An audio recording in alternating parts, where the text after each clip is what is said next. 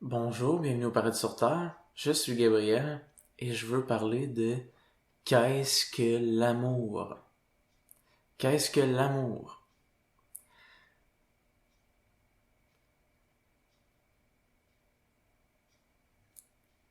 Il y a un certain temps, dans mon cheminement spirituel, vous m'auriez demandé qu'est-ce que l'amour et j'aurais répondu comme si l'amour c'est pas quelque chose d'important.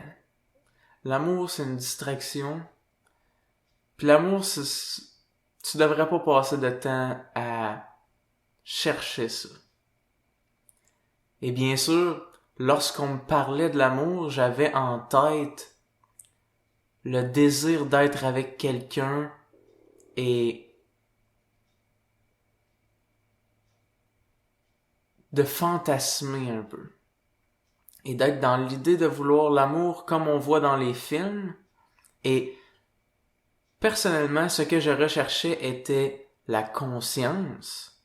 Et même, je vous dirais, je cherchais l'illumination. Et pour moi, ça aurait été une perte de temps. Et je ne voyais pas le lien entre l'amour et la conscience. Et à cause que je ne voyais pas le lien entre l'amour et la conscience, ma recherche de conscience était une recherche très isolée du monde. Était une recherche qui demandait à ce que je m'éloigne des autres. Presque à ce que je trouve que les autres sont incorrects de eux ne pas chercher la conscience comme moi je le fais.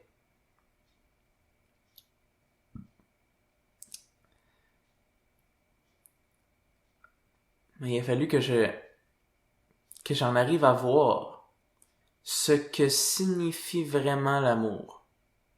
Mais l'amour n'est tout de même pas ce que je disais voir ne pas faire de sens. C'est tout de même pas ça. C'est simplement que j'avais pas pris le temps de réellement considérer qu'est-ce que l'amour, de voir qu'est-ce que l'amour. Et l'amour est ce qui fait que la conscience fait du sens étant exprimé ici. Et l'amour est aussi ce qui fait faire du sens à peu près tout qu'est-ce qui arrive dans la vie. Et ce qui t'amène à comprendre à peu près tout qu'est-ce qui arrive dans la vie. Et ce qui t'amène à savoir qu'est-ce que la réponse adéquate face aux événements de la vie. Qui t'amène à voir, qui t'amène à consolider tous les aspects de la vie et qui t'amène à voir de quelle manière chaque chose font du sens. Et même, t'amène à comprendre les autres. T'amène à comprendre pourquoi les autres font ce qu'ils font. T'amène à comprendre pourquoi les autres font des choses détrimentaires. Pourquoi les autres se plaignent. Pourquoi les autres sont comme ils sont. L'amour, c'est très fort. OK? Mais je veux aller dans comment aimer. Comment est-ce que l'amour s'exprime? Qu'est-ce qu'on fait pour aimer? Est-ce qu'on devient un peu hypnotisé par une personne puis on se met à fantasmer dessus? Non. Comment aimer? Quels sont les outils de l'amour? Qu'est-ce que l'amour utilise pour aimer? L'outil préféré de l'amour, l'outil numéro 1 et par excellence de l'amour, est la réceptivité. C'est une des plus grandes preuves d'amour que d'être réceptif. Et dans la spiritualité, on vous dit de ne pas juger, right? On vous dit de ne pas juger. Avez-vous remarqué comment c'est fucking difficile de ne pas juger? essaye de pas juger. Mais lorsque tu décides, OK, on va laisser faire ne pas juger. On va laisser faire la directive qui dit on ne devrait pas juger, OK? Laisse faire ça. Deviens réceptif. Et je te garantis que plus tu vas être réceptif, en même proportion, tu vas cesser de juger. Plus tu vas être réceptif, moins tu vas juger.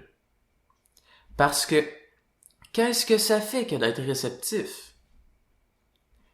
Plus tu es réceptif, plus ça fait en sorte que ton écoute est capable de bien capter l'ensemble de ce qui t'est dit, de ce qui t'est montré, qui fait en sorte que tu le comprends.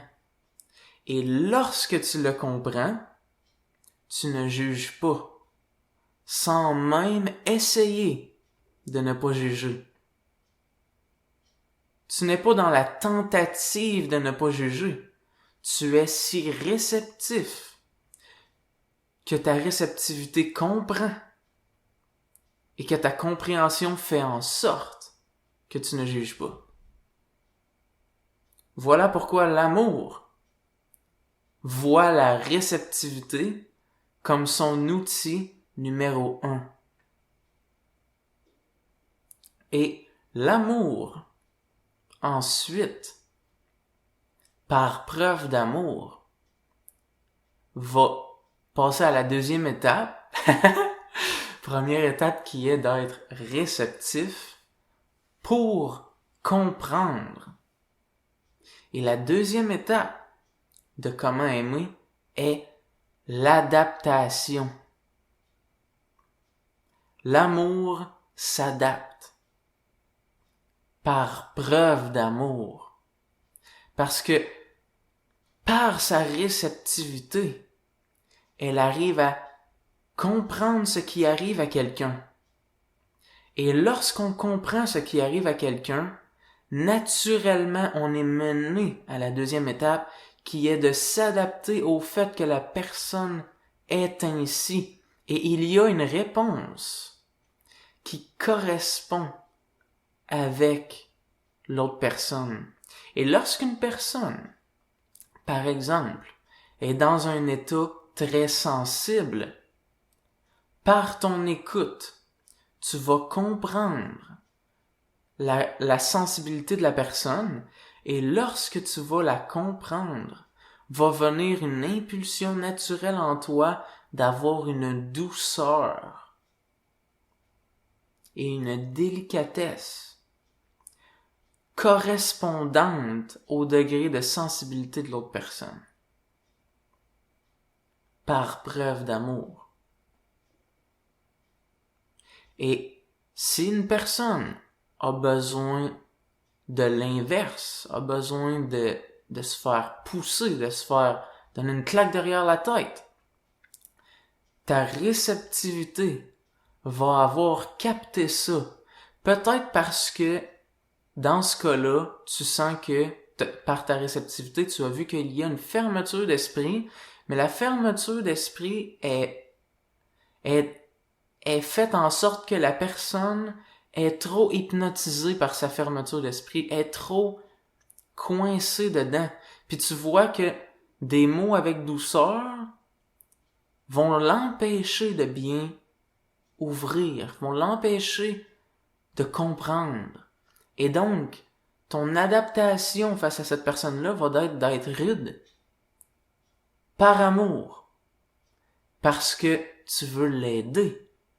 Parce que tu comprends ce qui lui arrive. Et parce que tu comprends ce qui lui arrive, tu comprends la réponse adéquate pour l'aider. Et, comme j'ai dit, quelqu'un qui est réceptif à ce point-là n'a pas besoin de mettre de l'énergie dans tenter de ne pas juger. Parce que si par exemple tu vois quelqu'un qui se plaint, Tu vois quelqu'un qui juge. Tu vois quelqu'un qui insulte. Tu vois quelqu'un qui exprime de la colère. Tu vois quelqu'un qui est raciste. Tu vois quelqu'un qui est sexiste. Tu vois quelqu'un qui réprime une différence quelconque. Et là, premièrement, tu dis que c'est incorrect. Tu juges cette personne-là. Et tu ensuite, peut-être tentes de ne pas la juger. Mais en dedans, mais calique, ça se fait pas pareil. Tu comprends? J'essaie de pas la juger, mais pourquoi je la jugerais pas? Pourquoi je la jugerais pas? C'est ridicule de faire qu'est-ce qu'elle fait. On devrait pas faire ça.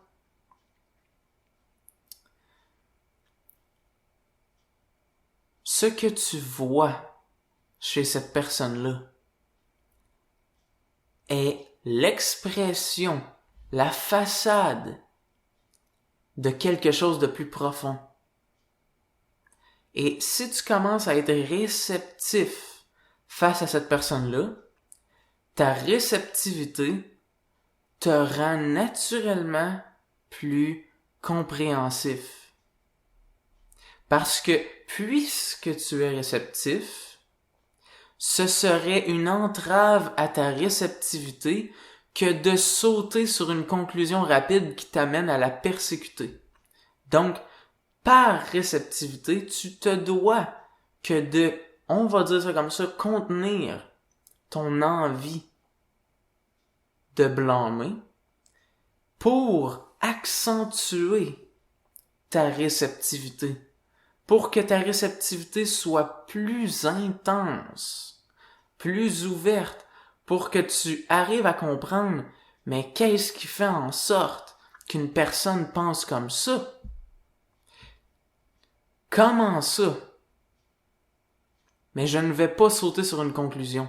Parce que si je saute sur une conclusion, ça va automatiquement être un blâme et une persécution.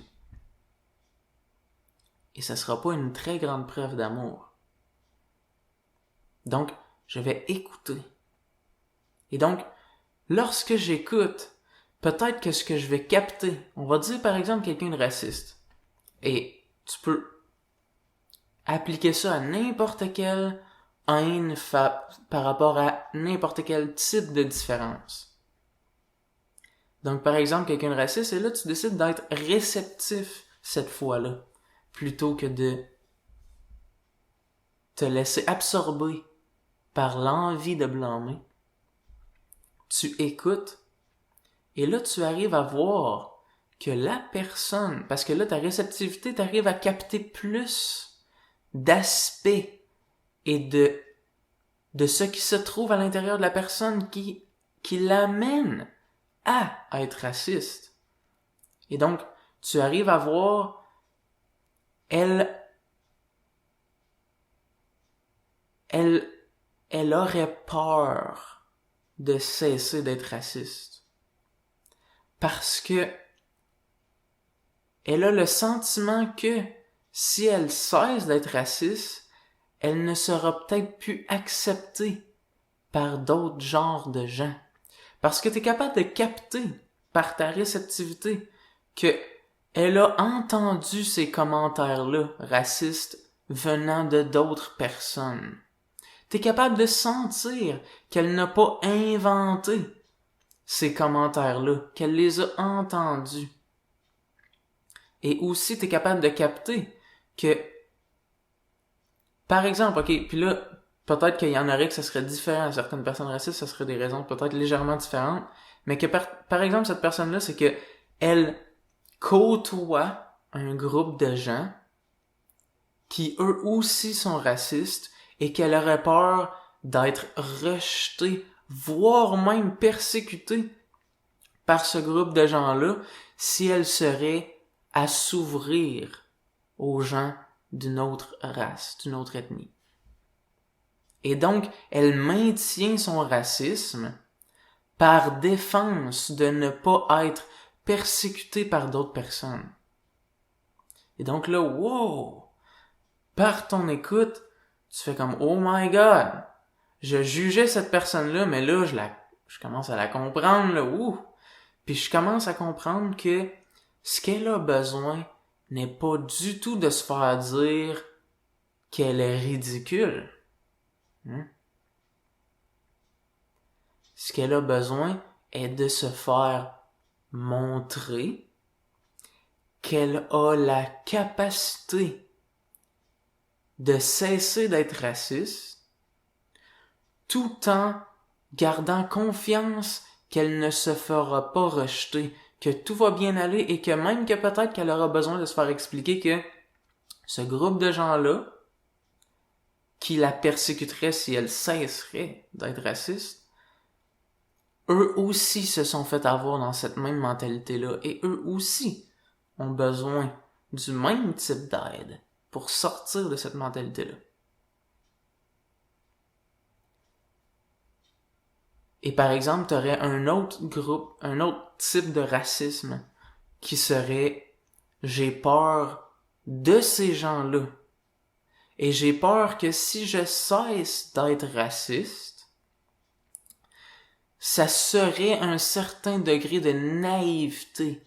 Parce que il y a des idées préconçues par rapport à certaines ethnies qui supposent un danger, qui supposent qu'ils vont faire des choses détrimentaires, qui vont te faire des choses que tu voudrais pas.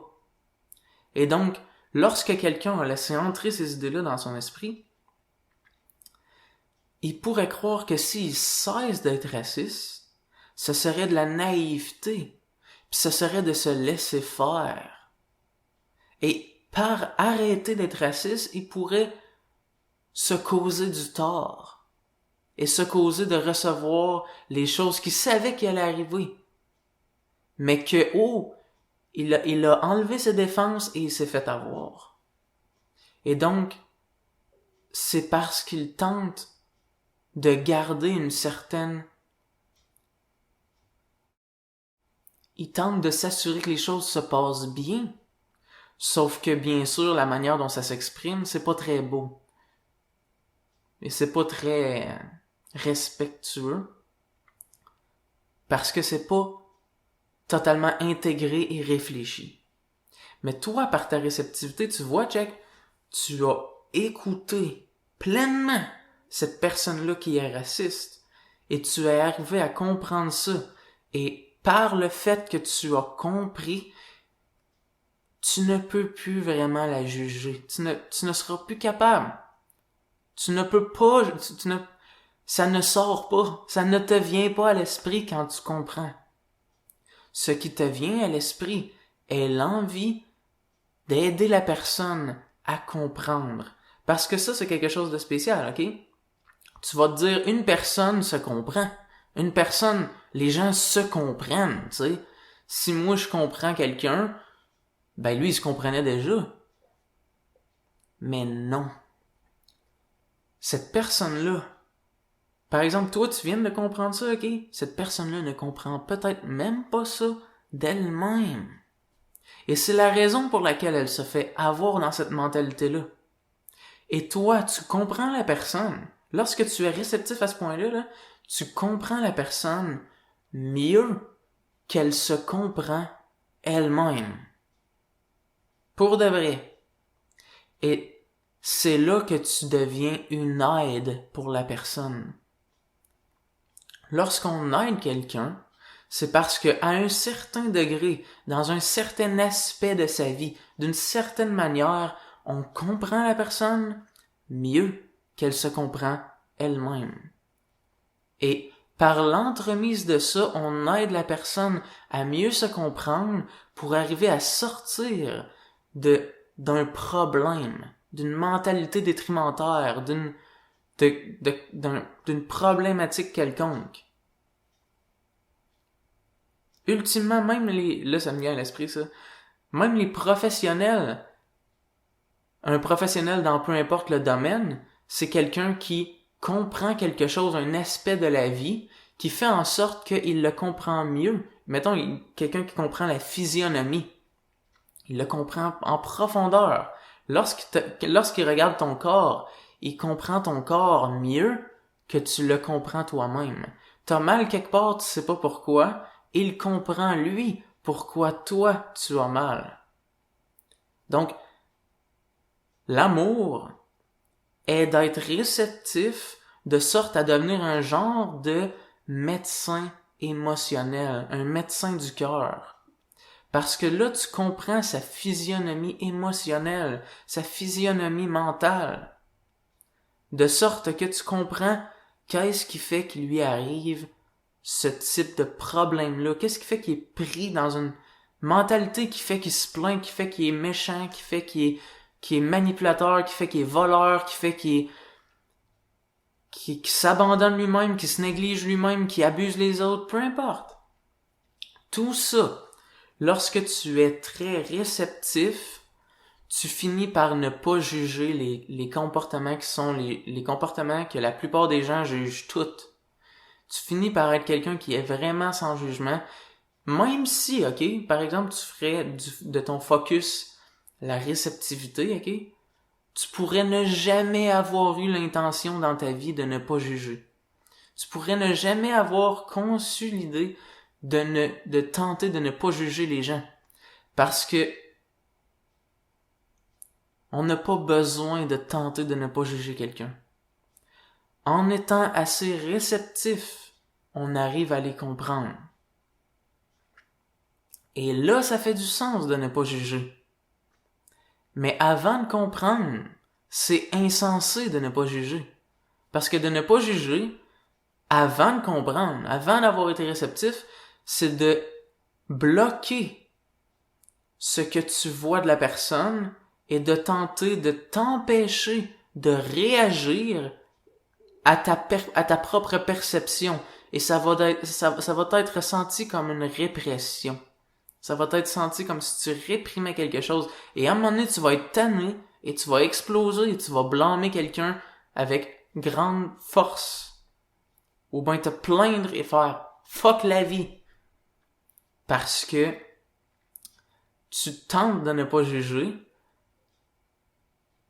mais tu as besoin de juger. On va dire ça comme ça, ok? Tu as besoin de juger parce que ton jugement est là où est un indicateur que tu devrais être plus réceptif face à ça pour mieux comprendre. Et de tenter de bloquer ça n'est pas la réceptivité. Et donc, l'amour est réceptive, l'amour arrive à comprendre, l'amour, un coup qu'elle comprend, elle s'adapte. Et on va dire que la troisième étape, j'improvise, est d'être courageux. L'amour est courageux parce que un coup qu'elle comprend et qu'elle s'adapte à ce qu'elle comprend de la personne, ce n'est pas toujours si simple et facile. Des fois, un comportement est tellement intense, détrimentaire, abusif, négligent, que de faire l'action appropriée à ce que l'on comprend demande grand courage. Parce que c'est là que ça va devenir vivant, ma compréhension. C'est là que ça va que je vais vivre ce que je vois être vrai, ce que je vois dans la personne. Et des fois, ça demande du courage juste de dire quelque chose. Parce que je comprends, mais je peux m'arrêter là et ne pas exprimer en conséquent de ce que je comprends parce que j'aurais peur que l'autre personne, j'aurais peur des réactions de l'autre personne, j'aurais peur de où ça pourrait mener tout ça, j'aurais peur des changements que ça pourrait amener, que de exprimer de m'exprimer en conséquent de ce que je comprends, de m'exprimer en conséquent de ce que je vois grâce à ma réceptivité. Et donc, le courage est ce qui fait en sorte que tu engances le mouvement qui est une preuve d'amour. Et est-ce que tu vois comment aimer, selon la manière dont je le démontre là, est aussi la manière de vivre authentiquement? C'est pas juste par rapport aux autres, aimer les autres. C'est toi qui va devenir vrai envers toi-même. Parce que, autrement, tu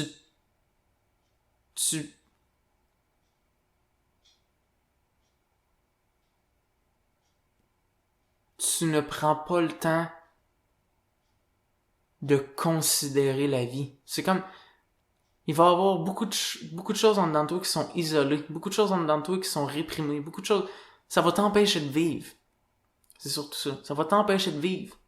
Que de ne pas être réceptif, ça va être très détrimentaire à ta vie. Que de ne pas être aimant, que de ne pas exprimer ces étapes-là de l'amour. Et de le faire va te mener vers un épanouissement quelconque, un certain épanouissement. Un épanouissement spirituel, un épanouissement profond et véritable. Donc, alright. C'est comme ça que l'on aime. Et l'étape de s'adapter va d'être unique à chaque situation. J'ai donné des exemples par rapport à racisme, mais chaque situation est unique et c'est grâce à ta réceptivité que tu vas être capable de t'adapter à tous les scénarios malgré le fait qu'ils sont uniques. Parce que ta réceptivité est consciente et ta conscience est capable de assimiler ce qu'elle reçoit par sa réceptivité et de arriver à une adaptation qui est réellement correspondante à la situation et qui te fait sentir comme étant une réponse adéquate et aimante à cause de comment la réponse te fait te sentir. Elle te fait te sentir en alignement avec ton intégrité. Elle te fait sentir comme si tu ne sautes pas sur la personne, tu ne sautes pas sur le blanc. Elle te fait sentir comme si ça, là, c'est vrai. Pas vrai parce qu'une scripture, un livre, quelque chose dit que c'est vrai. Pas ça. C'est vrai parce que c'est vrai ici. Puis peut-être tu vas dire quelque chose d'autre de différent plus tard. Et les gens vont dire, ben, tu es incohérent. Mais non. Peut-être que tes mots semblent incohérents, mais tu es cohérent au niveau du cœur. Parce que tu es toujours réceptif. Tu es toujours complètement ouvert. Et tu changes constamment parce que tu t'adaptes constamment à la situation qui est face à toi. Et tu as toujours le courage d'exprimer ce qui est en accordance avec tout ça. Alright. Donc voilà comment aimer. Très fondamental. Alright. Si vous aimez la vidéo, faites like. Si vous aimez pas la vidéo, faites like. Si vous voulez plus de vidéos de ce genre-là, abonnez-vous à ma chaîne. Merci d'être là. Alright.